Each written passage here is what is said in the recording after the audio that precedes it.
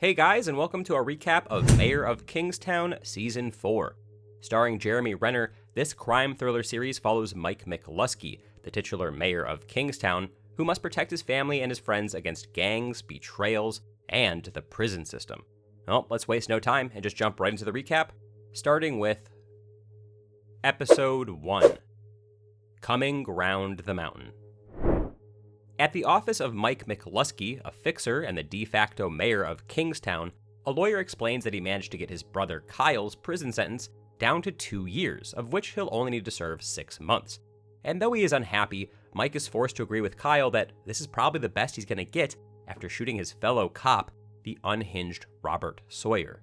Concerned that Kyle is going to be targeted by other prisoners, Mike meets with his old friend and the local gang leader, Bunny Washington, and he asks him to have his people inside the penitentiary look out for Kyle's safety.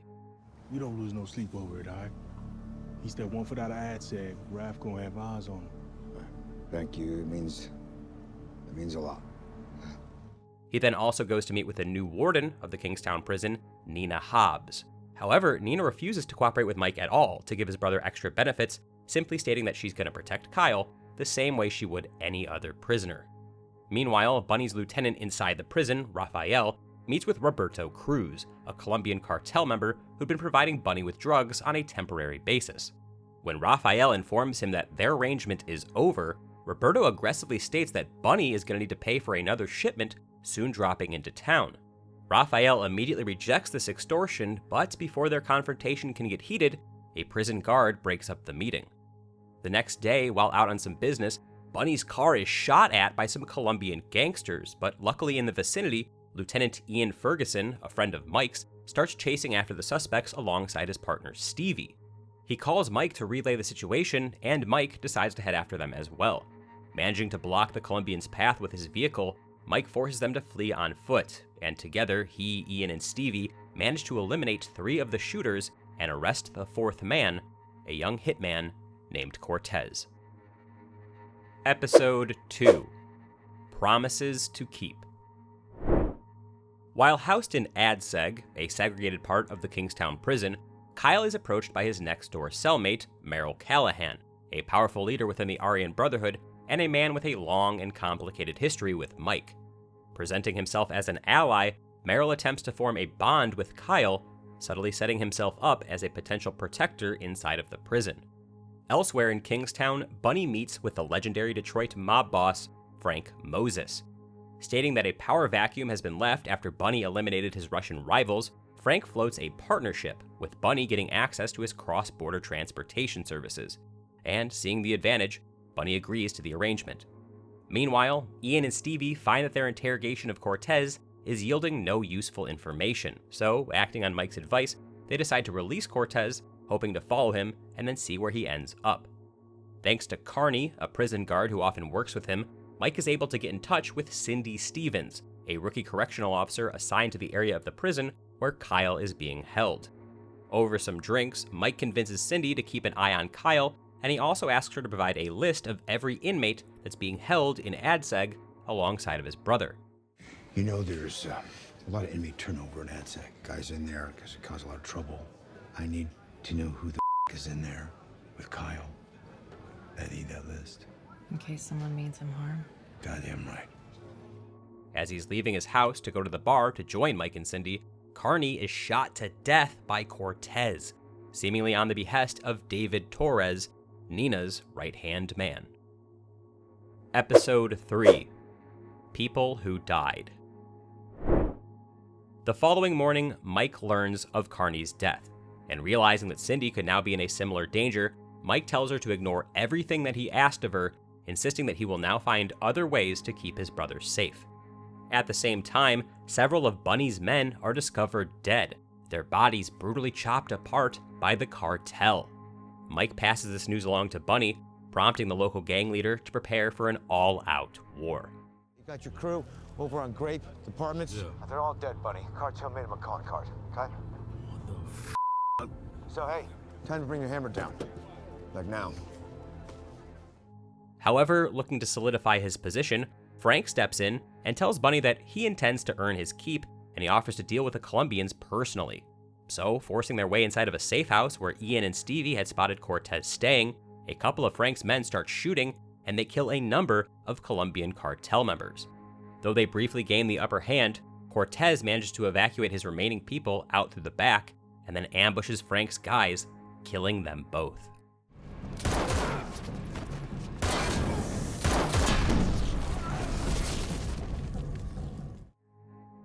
Episode 4. Sins of Omission. At a party being thrown in remembrance of Carney, Mike and Cindy meet again, and they end up sleeping together. And while in bed with her, Mike is awoken by a call from Ian, who relays the situation at the safe house. After assessing the scene, Mike seeks out Bunny and Frank to discuss their next move. Based on Mike's advice, Bunny decides to double down on the aggression and calls his people inside of the prison to deal with Roberto. At the penitentiary, Raphael tries to execute Roberto, but the guards manage to break up their fight before he can complete his mission.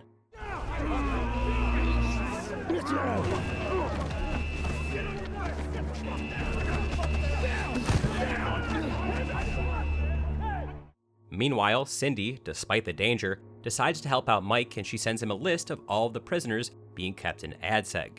And when he learns that Callahan is Kyle's next-door neighbor, Mike immediately loses his composure. Episode 5. Damned.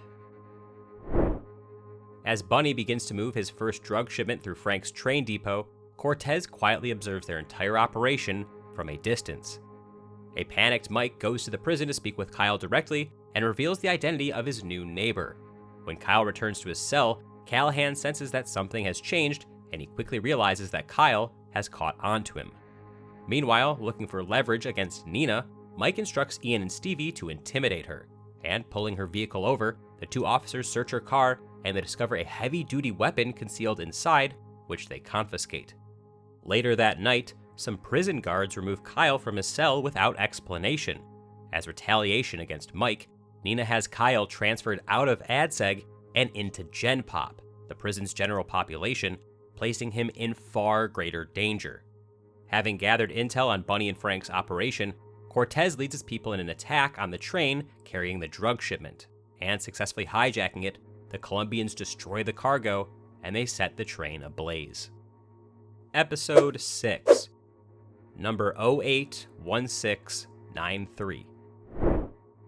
While traveling to meet with Mike and Frank to discuss this new hit, Bunny's car is suddenly ambushed, and although he survives the attack, Bunny is struck by multiple bullets and is rushed to the hospital, where he slips into a coma.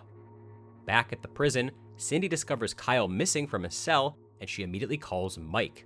Alarmed, Mike rushes to the penitentiary, and there, he is confronted by Nina and Torres, who'd both been secretly working with the Colombians. The pair tell Mike that if he wants Kyle protected, he must ensure that Frank is arrested so the cartel no longer has competition in Kingstown. I want Frank Moses arrested. That train that went off the rails, he's connected to that. He's very insulated. That sounds like a you problem. Seeing no alternative, Mike agrees to the demand, after which Nina orders Kyle returned to ADSEG and has Callahan transferred into Gen Pop to keep them away from Kyle. Meeting with Frank, Mike warns him that the police will soon bring him in for questioning related to the train attack, and framing the arrest as a temporary inconvenience, Mike reassures Frank that he will not be held for long. I'll make sure they walk you right in the front door and right out the back. But I will be bringing my lawyer. Bring your sir. What do I care? You know? Hoping to learn more about the attack on Bunny, Mike meets with Lamar, Bunny's driver who was also present during the ambush. And through their conversation, Mike realizes that Lamar has been turned and is secretly working for Frank, and Frank had orchestrated the entire attack in order to take over Kingstown completely. Episode 7. My Way. Hoping to kill two birds with one stone, Mike meets with Evelyn Foley, a district attorney and his former lover, and offers to help set up the legendary Frank Moses in exchange for his brother's freedom. You're not hearing me, Mike. I don't trust you It's anymore. Frank Moses. The man has never been prosecuted. He's never been arrested. I can give him to you. Meanwhile, using his connections with the Aryan Brotherhood members that are assigned to kitchen duty, Callahan orchestrates his escape from the prison, smuggling himself out alongside some kitchen supplies. At the same time, Robert Sawyer, the homicidal former officer shot by Kyle, becomes increasingly unstable. And fixated on Mike, Robert declares to Ian that all of his suffering began with Mike and would end if Mike were dead. Recognizing the severity of the threat, Ian ends up killing Robert while staging the death to look like a suicide. Learning that Bunny is out of his coma, Mike goes over to the hospital to meet with him, and revealing that Frank was responsible for the ambush that nearly killed him, Mike tells the infuriated Bunny that they need to have Frank imprisoned in exchange for Kyle's freedom. Once Frank is behind bars, Mike assures Bunny that he will be free to exact his revenge. So we're gonna set Moses up and do what no one else has been able to do. We're gonna put this in prison. And his bond. And he's all yours. Episode 8, Belleville. Mike goes to see Lamar, and he reveals that he knows Frank has him on his payroll. And intimidating him by stating that he is the only one who can protect him now, Mike tells Lamar to do exactly as he says. And based on Mike's orders, Lamar guns down Frank's right-hand man, LJ. Meanwhile, a member of the Aryan Brotherhood sets Mike's house on fire, and when Mike arrives at the scene, the man tells Mike that Callahan will come after him soon, but first, he will make Mike hurt. At the prison, Kyle receives a call from his wife Tracy, but to his horror, he hears Callahan on the other side of the line. And smugly listening as Kyle begs him not to hurt his family, Callahan taunts him, and then he hangs up the phone, only to then murder Tracy, but spare the life of their infant son.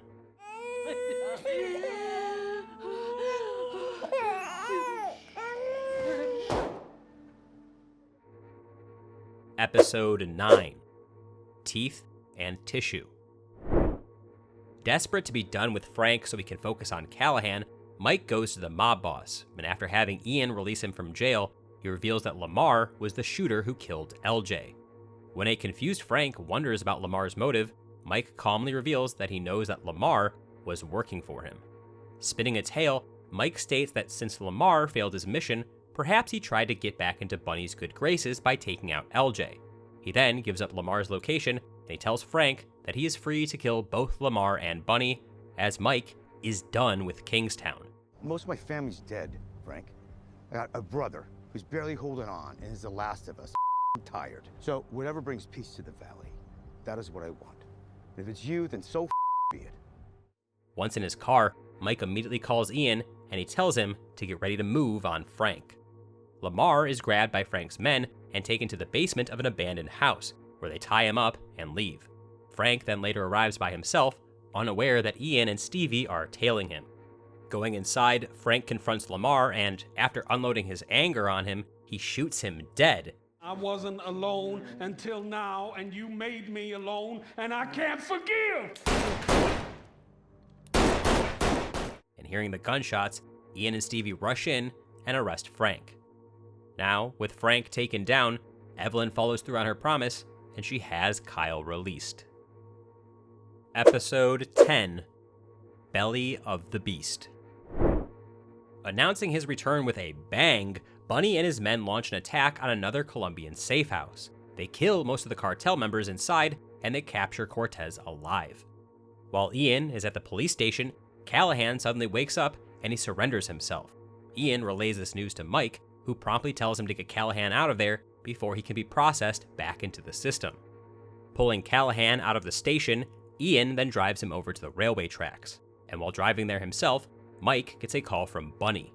Mike then asks Bunny to keep Cortez alive long enough so they can get some intel from him, and agreeing, Bunny returns to the room where Cortez was being tortured. But he finds that the two men he'd left behind are dead, with Cortez having somehow escaped. Over at the railway tracks, Mike meets Ian and Callahan, and though Callahan tries to provoke Mike into killing him, Mike refuses to take the bait. Suddenly, the trio hear a car approaching, and out walks Kyle, whom Mike had called.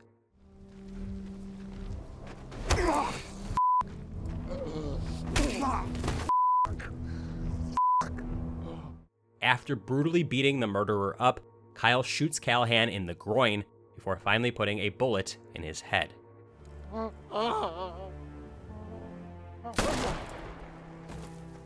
Taking the gun from Kyle, Mike then hands it over to Ian to dispose of, and then he puts his arms around Kyle's shoulder, leading him away. Coming to a stop, Kyle breaks down and starts crying in his brother's arms, finally beginning to process his enormous grief. And that's it for Mayor of Kingstown Season 4. Another solid season from Renner and the gang, in my opinion, but what did you guys think?